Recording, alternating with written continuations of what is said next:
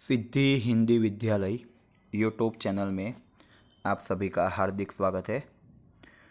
बच्चों, आज हम कक्षा 10 विज्ञान और टेक्नोलॉजी विषय में चैप्टर 12 विद्युत के बारे में आगे अभ्यास करेंगे। बच्चों, आज के वीडियो में पूरे चैप्टर्स में जो भी गणनात्मक प्रश्न होते हैं उस गणनात्मक प्रश्न के लिए ज़रूरी सूत्र, ज़रूरी भौतिक राशि और उनके मात्रक क्या होते हैं उनके बारे में आज हमने इस वीडियो में चर्चा की है। तो सर्वप्रथम गणनात्मक प्रश्न के लिए जो भी ज़रूरी भौतिक राशि है, उनके मात्रक है, उनके लिए ज़रूरी सूत्र है, वो कौन से होते हैं, क्या होते हैं, वो हम इस वीडियो में अभी देखने वाले हैं। तो वीडियो को अंत तक देखते रहे। सर्वप्रथम हम अलग अलग भौतिक राशि कौन सी होती है और उनके जो मात्रक कौन से होते हैं, उसको किसके द्वारा दर्शाया जाता है, उसके बारे में चर्चा करेंगे। सर्वप्रथम है विद्युत आवेश। उसका जो दर्शाने का प्रतीक है वो है Q और उसका जो मात्रक है कूलम। फिर विद्युत धारा, उसको दर्शाने का जो प्रतीक है वो है I और उसका मात्रक है एम्पियर। विद्युत विभव, उसका जो दर्शाने का मात्रक है वोल्ट V और उसको जो मात्रक है वो है वोल्ट। विद्युत विभवांतर दर्शाने का प्रतीक है V और उसका मात्रक रहेगा वोल्ट। प्रतिरोध, उसको दर्शाने का प्रतीक है R, उसका मात्रक रहेगा ओम। और एक इलेक्ट्रॉन पर का विद्युत भार E बराबर उसका जो भी दर्शाने का प्रतीक है 1.6 गुणा 10⁻19 कूलम OE की वैल्यू रहती है। सर्वप्रथम हम विद्युत आवेश के बारे में देखते हैं। विद्युत आवेश जिसको हम Q से दर्शाते हैं और उसका जो मात्रक रहेगा वो है कूलम्ब और कूलम्ब को हम C से दर्शाते हैं शॉर्टकट में। फिर दूसरा जो भौतिक राशि है वो है विद्युत धारा। उसको जो दर्शाने का प्रतीक है वो है I, कैपिटल I, और उसका जो मात्रक रहेगा वो है एम्पियर, जिसको हम AMP या तो कैपिटल A द्वारा भी दर्शा सकते हैं। तीसरी जो भौतिक राशि रहेगी वो है विद्युत विभव, जिसको हम V द्वारा दर्शाते हैं और उसका जो मात्रक रहेगा वो है वोल्ट। वो क्या होगा? वोल्ट।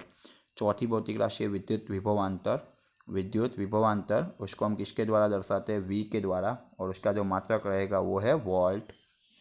पांचवी जो भौतिक राशि है वो है प्रतिरोध। उसको हम किसके द्वारा दर्शाते हैं? कैपिटल R से और उसका जो मात्रक रहेगा वो है ओहम बराबर। और ये जो भौतिक राशि नहीं है परंतु ये एक मान है, एक इलेक्ट्रॉन पर का विद्युत आवेश, जिसको हम E के द्वारा दर्शाते हैं और उसका जो मूल्य रहेगा वो है रहेगा 1.6 इंटू 10⁻19 कूलम।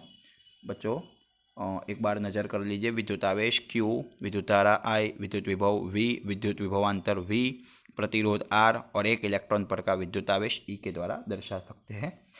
विद्युत आवेश का जो मात्रक रहेगा वो कूलम। विद्युत धारा का जो मात्रक रहेगा वो है एम्पियर। विद्युत विभव का जो मात्रक रहेगा वो है वोल्ट। विद्युत विभवांतर का जो मात्रक रहेगा वो भी वोल्ट।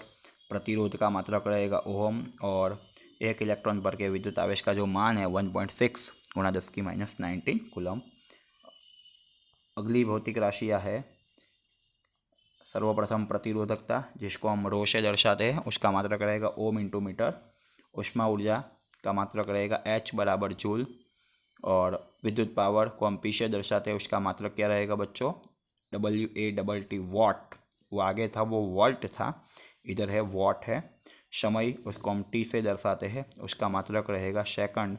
और इलेक्ट्रॉन की संख्या उसको हम N से दर्शाते हैं। बच्चों वापस से ध्यान देते हैं। प्रतिरोधकता को हम किसके द्वारा दर्शाते हैं? रो के द्वारा। और उसका जो मात्रक रहेगा वो रहेगा ओम इंटू मीटर, क्योंकि ये प्रतिरोधकता का सूत्र होगा R इंटू A बटे में L। R मतलब प्रतिरोध का मात्रक, A मतलब क्षेत्रफल का मात्रक और लंबाई मतलब मीटर। तो मीटर मीटर कट हो गया तो बचेगा ओम इंटू मीटर। तो अल्टीमेटली जो प्रतिरोधकता का मात्रक है वो है ओम इंटू मीटर।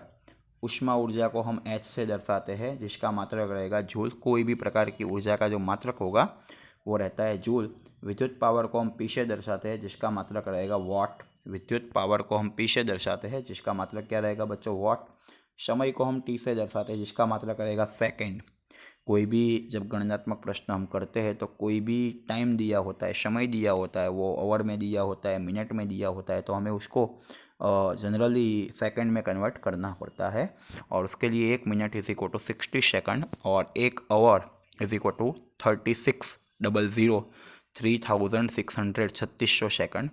तो 1 आवर बराबर 3600 सेकंड और 1 मिनट बराबर 60 सेकंड। और इलेक्ट्रॉन की संख्या को हम n के द्वारा दर्शाते हैं। इलेक्ट्रॉन की संख्या को हम n से दर्शाते हैं। वापस बच्चों, प्रतिरोधकता को रो से, उष्मा ऊर्जा को h से, विद्युत पावर को p से, समय को t से, इलेक्ट्रॉन की संख्या को n से। प्रतिरोधकता का जो मात्रक रहेगा ओम इंटू मीटर, उष्मा ऊर्जा का मात्रक रहेगा जूल, विद्युत पावर का जो मात्रक रहेगा p, और समय का मात्रक रहेगा सेकंड, और इलेक्ट्रॉन की संख्या का कोई मात्रक होता नहीं है। बच्चों एक बार ज़रा ध्यान से देख लीजिए आप। अभी इसके बाद हम इस चैप्टर्स के अंतर्गत जो भी जरूरी सूत्र होते हैं उसके बारे में हम अध्ययन करेंगे। तो सर्वप्रथम जरूरी सूत्र कौन कौन से होते हैं? गणनात्मक प्रश्न के लिए जरूरी सूत्र है, सर्वप्रथम सूत्र है हमारा I is equal to Q बटे टी। सर्वप्रथम हमारा सूत्र है I is equal to Q बटे टी। सभी प्रतीक के अर्थघटन हमने आगे के स्लाइड में कर दिए है। I मतलब क्या होता है बच्चों? विद्युत धारा। Q मतलब क्या होता है बच्चों? विद्युत आवेश। और T मतलब क्या होता है बच्चों? समय। बराबर, I बराबर Q divide by T. I is equal to Q divide by T होता है। तत्पश्चात हम आगे बात करेंगे I is equal to Q बटे टी, और Q का जो सूत्र है वो रहेगा NE। Q का सूत्र रहेगा NE। इसके पर से हम एक नया भी I का सूत्र बना सकते हैं। I is equal to NE बटे में T, क्योंकि Q का मान यहाँ पर हम रिप्लेस कर देंगे। Q का मान बच्चों हम यहाँ पर रिप्लेस कर देंगे, तो एक नया सूत्र बना। फिर रहेगा V is equal to W बटे क्यू, विद्युत विभव या तो विद्युत विभवांतर बराबर किया गया कार्य, इसको हम W से दर्शाते हैं, और विद्युत आवेश, किया गया कार्य बटे में विद्युत आवेश। तत्पश्चात नेक्स्ट सूत्र है R is equal to V बटे आई। ओम का नियम है R is equal to V बटे आई। ओम का नियम ये प्रकार का था, V और V बराबर IR था। ये ओम के नियम के लिए एक जादुई त्रिभुज है। ओम के नियम के लिए एक जादुई त्रिभुज है। V और I और R, हम जिसको खोजना चाहते हैं उसको राउंड करते तो V is equal to IR। फिर हम I खोजना चाहते हैं तो I is equal to V बटे आर, और फिर हम R खोजना चाहते हैं तो R is equal to V बटे आई। तो एक ओम का नियम है R is equal to V बटे आई।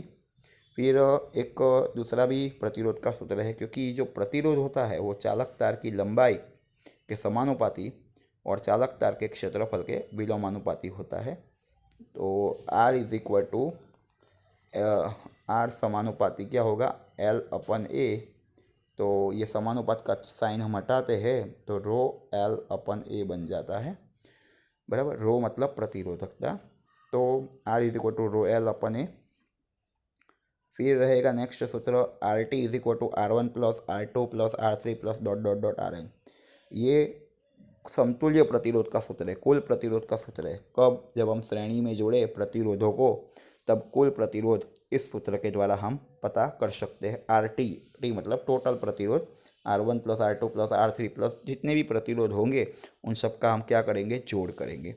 तत्पश्चात हम यदि प्रतिरोधों को समांतर में जोड़ते हैं तो जो भी प्रतिरोध, कुल प्रतिरोध होगा पूरे परिपथ का, उसका जो विलोम होगा वो कितना होगा? परिपथ में जितने भी प्रतिरोध जोड़े होंगे उसके विलोम के जोड़ जितना होगा। परिपथ में हम जितने भी प्रतिरोध जोड़ते हैं उसका विलोम करते हैं, उन सब का जोड़ करते हैं, तो हमें परिपथ के कुल प्रतिरोध का विलोम मिलता है। तो ये जो सूत्र था वो श्रेणी के लिए था, और ये जो सूत्र था वो समांतर के लिए है। बच्चों एक बार नज़र डाल दीजिए।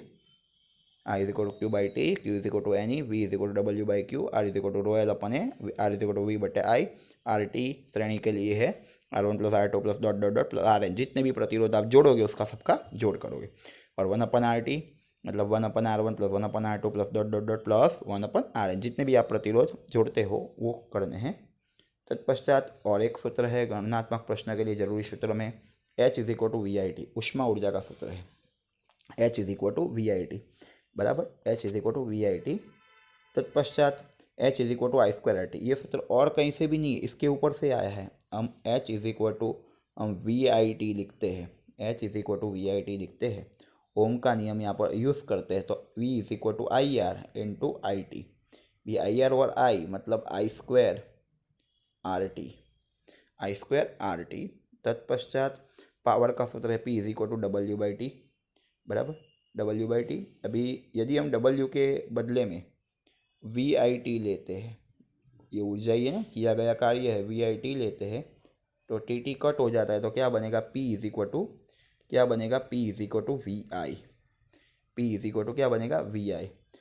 उसके बाद हम P का और एक सूत्र देखते हैं, P is equal to I²RT और P is equal to V²/R।